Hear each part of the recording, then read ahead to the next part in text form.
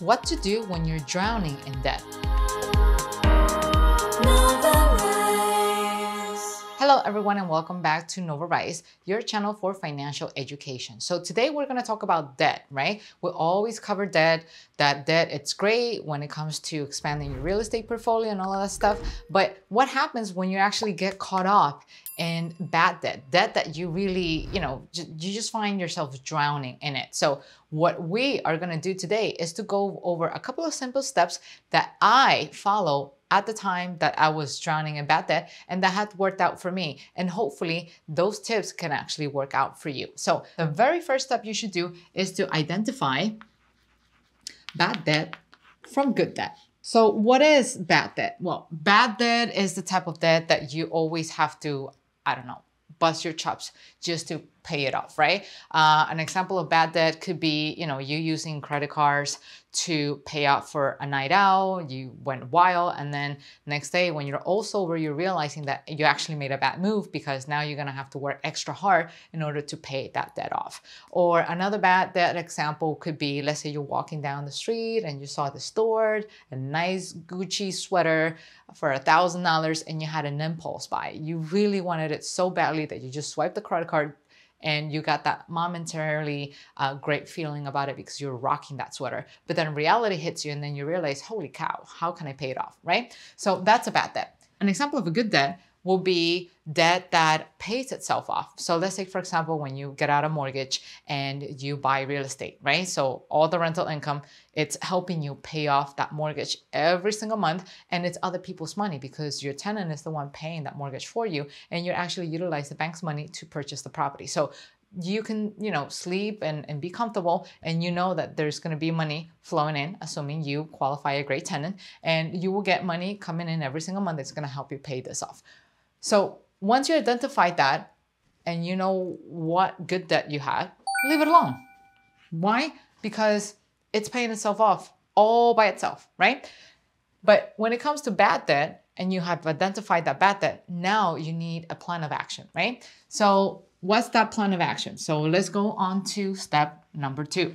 And that is changing your habits, okay? So let's just change your habits. We're all creatures of habit. Some of us had good habits, some of us had bad habits. So we wanna get rid of the bad and we're gonna keep the good habits, right? And between those habits, let's just move on to step number 3 because they're two connected with one another. And so the first habit you should take into account is to monitor your spending habit, okay? Monitor where your money is going. And so let's say every single month or every 2 weeks, whichever your paying schedule is, you will receive money. And then some of that money will go to, essential stuff. And then part of that money, it's going to go to luxury stuff. Now, what's essential?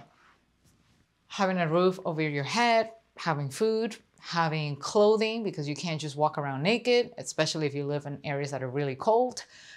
So that's considered essential. Now, when it comes to luxury is everything that you don't need, right? Because I can foresee some of you getting confused and thinking, well, you know what? I don't actually spend my money on luxury items. I don't buy Louis Vuittons. I don't buy Ferraris. I don't buy Rolexes. I don't spend money on Gucci sweaters and stuff like that.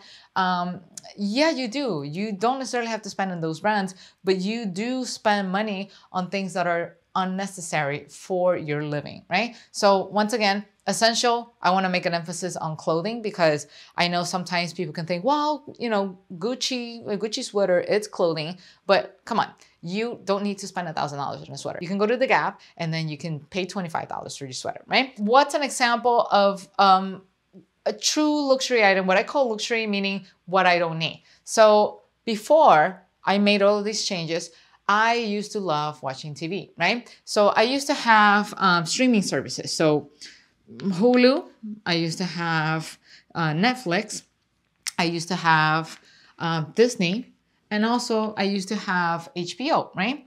I don't know what the monthly cost for those services are nowadays. I'm gonna assume that they're like $10 each. So Hulu charges you 10, and then Netflix 10, and then Disney, we got 10, and then 10 over here. If you look at these numbers individually, you might not see a big change. You're like, well, it's only $10, right? Like $10 won't make much of a difference for me. But then when you aggregate these all together, that's when you're really going to see an impact. Now, in retrospect, when I was trying to make these changes, I thought, I don't know, this is so stressful, like I know I got myself into that situation in the first place, but do I really have to cut things out? I mean, I come back home all stressed out. I need to watch something in order to relax, right? Yes, that's true. You will probably need to watch something so you can just calm yourself down and relax so you can get a good night's sleep and all that stuff. But do you actually watch all 4 streaming platforms? No, you will most likely watch one show, one movie per streaming platform. So you're not going to watch them all at the same time. So you're going to have to pick and choose which is the one that you tend to watch the most and eliminate all the other ones. And that's what I did. So what I decided to do, I only kept my Netflix service and I got rid of all 3. And now when you do the math, you're thinking, well, so 3 of them, it's only $30 a month, right? But $30 a month, when you multiply that by 12, we're talking $360, okay? $360, that's how much you will saving. Once again, if you look at things individually, you might not see a difference. Even when you aggregate that all together, that will give you a $30 saving, which might not be enough. But then when you multiply that on a yearly basis, that's $360. It can be a monthly payment on your credit card. It can be, a chance for you to buy groceries for a full month or a couple of weeks, depending on how much you eat. But that money, that aggregate money, will mean something in your debt reduction or whatever is it that you're doing, right? If this example is not enough, think about coffee. Coffee is also a luxury item. I know a lot of us love coffee, but a lot of us are used to going out to Dunkin' Donuts or going to Starbucks to buy it outside when you can actually go to the supermarket, get a big pot of coffee, and then just make it yourself at home. But for some reason, we've been accustomed to go out and buy it. And let's say you're spending an average of like, what, $2 per coffee? So $2 per coffee. When you multiply that by 5 days a week, assuming you only go to work Monday to Friday, we're talking about a $10 weekly spend. So when you multiply $10 times 4, because a month gets you 4 weeks, you're talking about $40 a month just in coffee. When you multiply those 40 times 12, you're getting a total of $480 spent on coffee when you could have just made plenty of it at home. Once again, $480 could be a payment on your credit card. It could mean groceries. It can mean a lot of things, right? So it's all about changing that perspective, changing your habits. Then you're going to realize that you have a lot more money than you think to get out of debt. You just haven't, see things from a different perspective, so to speak, right? Now, let's just talk about step number 4. What else can you do to get out of debt when you're drowning in it? And that's to stop using your credit cards, right? And I know this is a financial literacy channel and we talk about using credit, building up your credit, but this is a different scenario. This is a different situation. We're talking about you drowning in debt and you're trying to figure out how to get out of it, right? So if you're trying to get out of bad credit card debt, because credit card can also be good debt if you use it to invest in real estate, but assuming you made a bad choice, we all made mistakes. When you're trying to clean up that bad decision that you made, you have to stop using your credit card, because if you keep using it, it's going to look like it's never going down because you're going to pay it off and then you use it again. And so it's going to either remain the same or go up higher. And it's like a never ending cycle. So in order to see that debt, a reduction in that debt, you have to stop using it. Okay. Now, number 5. Reach out to the bank and check if you have any 0% balance transfer offers, okay?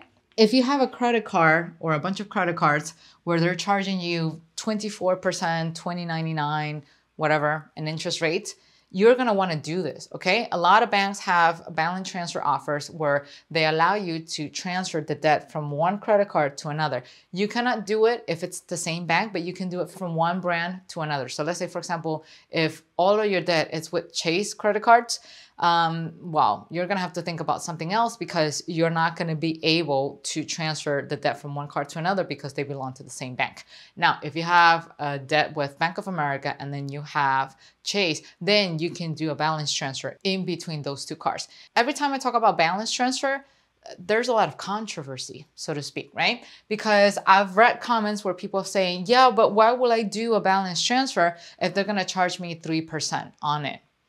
Well, let's just do the math together, right? So assuming you want to do a balance transfer, and that balance transfer, when you take that 3% out of all of your debt, that balance transfer turns out to be $300. So let's just use this lot right here and we'll talk about $300, okay?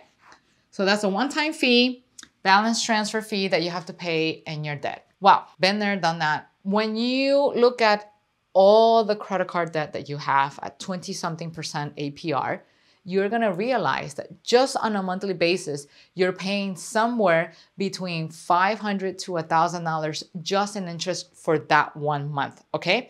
So once again, what do you want to do? Do you want to pay a one-time $300 fee to transfer all of your debt so that way you don't have to keep paying $1,000 worth of interest every single month until you pay it off? Or do you rather just save the $300, but then, you know, just continue paying that $1,000 in interest every single month, which when you multiply $1,000 by 12, that's a $12,000 amount. That's $12,000 that you're paying off of interest just because you were focusing on the short term, because you were looking this as an expense and not as an investment, and you wind up paying a lot more money in the long run. Wow. So always think about the long run. Stop focusing on little things like this. Yes, I know it's probably not fair, $300, I said it myself, but at the same time, I also realized that, you know what, I got myself in this situation, so I need to get out of it. And getting out of it is gonna cost me some money, but it's gonna be for the better and the long term. So keep that in mind. Now, I realized that I ran out of space. So while I clean up the space, I would like to remind you to hit the like button right here at the bottom and also subscribe to the channel so you can stay tuned for episodes like this.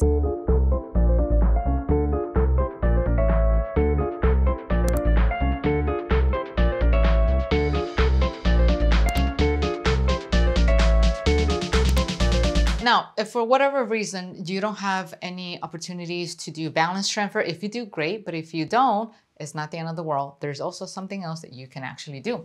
And that's on step number 6. And that is to redeem your points, okay? So usually, or at least in this channel, we always recommend credit cards that give you some type of benefits, whether it's mileage, whether it's points. And so if you have gotten yourself in a situation like I did, where I generated a lot of debt with credit card, I accumulated a lot of points, right? And those points can be redeemed for cash, right? So what you're gonna do is you're gonna log into your credit card account. You're gonna do it from your computer, from your phone, whichever way it's more convenient.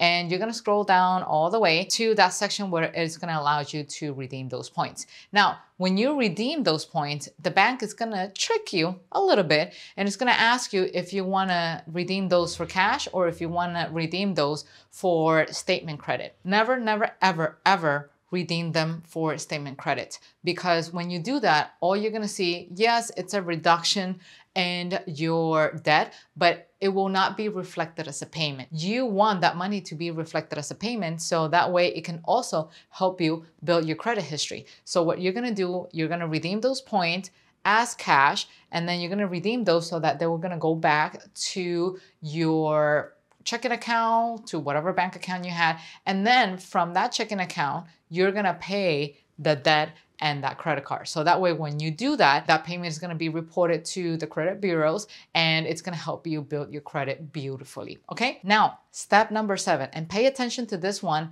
because this is one of the most important ones, right? You are gonna pay off your debt starting with the smallest debt. So let's say, for example, we're gonna come over here and let's just start making up numbers. So let's say, let's come up with something. You have $10,000, right? So that's one credit card that you have. Then the other one could be 7,000. The other one could be 5,000. Then the other one could be 3. And then we're talking about 1,000. And then we have maybe 700. And then that you have another card for 300. So we're talking about 1, 2, 3, 4, 5, 6, 7 credit cards, right? So when you start annihilating your debt, starting by the smallest credit card or the smallest debt, it creates an illusion. Well, it's not really an illusion because you are paying off your credit card debt, but it creates that sensation that you're moving on, you're reducing something, you already achieve or scratched off one step, right? So let's say, for example, remember when I told you about monitoring your expenses and trying to figure out what percentage of that money went to things that are essential versus things that were related to luxury. So the essential stuff you cannot touch, right? You're going to leave it alone, leave it there because you need to pay your rent, you need to eat, and you need clothing and all of this stuff. But that category that belong to luxury, now you're going to redirect it. You're going to give it a new label, and that's going to be for your debt, right? Killing off debt. So you're going to use the money that you stopped using here, and you're going to replace it, repurpose it so that you can use this money to get rid of this debt. So hypothetically speaking, let's say you already did the math and you were able to set aside $700, right? It's a relatively small number, and I truly hope that that number, it's a true representation of, you know, some of your financial situation. So we're using $700, and then when you're saving or setting aside an additional $700 that you could have used in this, but you chose not to do it because now you are and this goal right here, annihilating whatever debt that you see here. So let's say you're allocating the $700,000 to get rid of this credit card right here. So now you already paid it off. And that means now you have 6 credit cards to worry about as opposed to 7. So because you had $700, you paid off $300, that means you were left with $400. So you're gonna take the $700 minus the $400, that will be $300. So in 1 month, you already killed off 1.5 card, so to speak. Now, by the second month, you're able to put $700 again, and you're gonna take the $700, pay this card off, and with whatever left, in this case, $400, you're gonna allocate it to this card, and then you're gonna start reducing this, and it will go down from 1,000 minus $400, you're gonna have $600 left, and yada, yada, yada. So within a few months, you're gonna be able to get rid of, you know, everything that you see here in record time.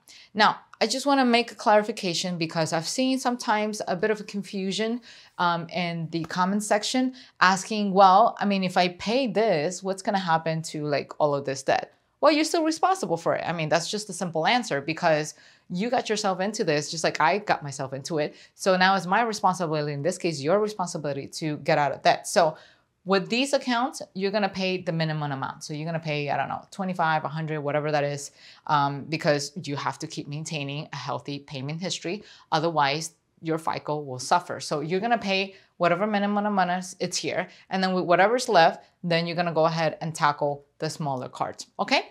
Now, moving along to number 8. So this is coming, you know, towards the end of it. You already annihilated all of this debt, right?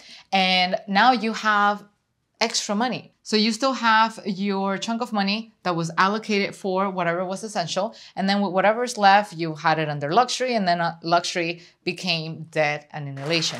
But now in step A, you are gonna go the extra mile and you're gonna do something new. And what you're gonna do is to create a new bank account. And with that new bank account, that will be your new bank account for investments, okay? Now you're gonna keep things separate from one another. And why do you wanna keep it separate? Because when it comes to investment money, you wanna see it grow. And the better you do, the higher this account is gonna grow to, and you're gonna really like that number. It's gonna do something really, really good for your mental health. So where are you gonna get that money from the investment? From the same account. You're just simply repurposing the same money over and over again. From luxury, you move it to debt and annihilation, and then once you killed off all these credit cards, you're gonna repurpose that money into your investment. And at that point, now you can use that money to invest in whatever you want. Call it the stock market, call it in another piece of real estate, call it in a business, whatever you wanna call it. But before you wanna do that, the most important thing that you should do in all of these steps is to invest in your education, okay? You should always think about educating yourself because this is your money, this is your life, and you are solely responsible for it and no one else. Sometimes I've heard scenarios where people say, well, this person told me to do this person told me to do that. And let's face it, you always have to trust but verify. It is not their fault. They could be having false information or wrong information, but it is your responsibility as a human being to vet that information and make sure that that is accurate, right? And the best thing you can do is to educate yourself, because we can all lose money, we can all lose something, but we can never lose what's in here, because that gets built up over time. And when you have education, when you have the right tools, that means you can actually start everything from the ground up and then rebuild everything and then do this all over again. Hopefully you don't have to do it with bad debt, but you can rebuild pretty much everything all over again. Okay. Now, if you need to watch this episode again, feel free to watch it, because I know we cover a lot of numbers. And if not, make sure you check this episode right here. That's going to help you complement everything you just learned today. And it's going to make you a lot more wiser than the person that you were yesterday. I will see you guys soon. And until then, take care. Bye-bye.